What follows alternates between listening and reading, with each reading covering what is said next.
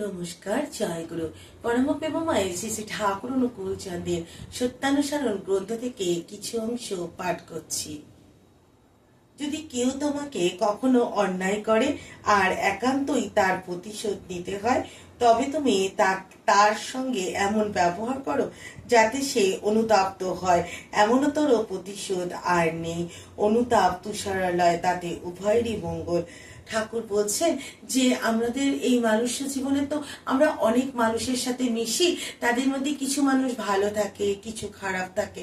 তো অনেক সময় আমাদের অন্যের ব্যবহার বা অন্যের কথা আমাদের খারাপ লাগে, এবং তার ফলে আমরা বেশিরভাগ মানুষই কি করি, আমরা একটা লড়াই বা একটা যুদ্ধে অবতীর্ণ হই। মানে তার সঙ্গে আমরা এমন ব্যবহার করতে যাই যে তুমি আমায় বলেছো, আমিও তোমাকে ছাড়বো না বা আমিও তোমাকে বলবো।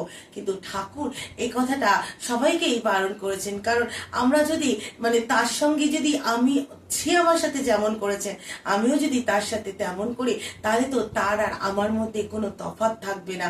তাই ঠাকুর বলছেন যে আমরা যেন তার সাথে এমন ব্যবহার করি যে সে অনুতপ্ত হয় যে আমি তার সঙ্গে এত খারাপ করলাম, তবুও সেই মানুষটি আমার সাথে ভালো করলো।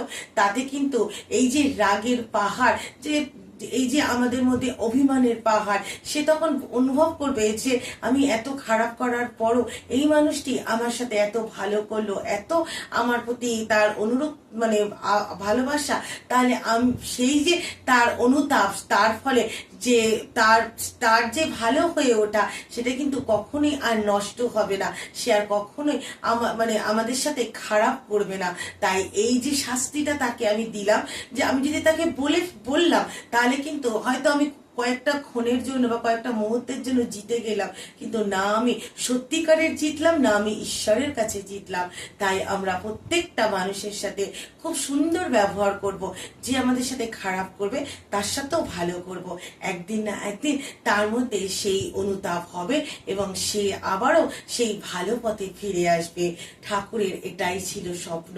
এই পৃথিবীকে তিনি এরকম ভাবেই দেখতে চেয়েছেন। তাই আমরা প্রত্যেকটা সৎসঙ্গী এরকমই হবার চেষ্টা করব। নমস্কার, জয়।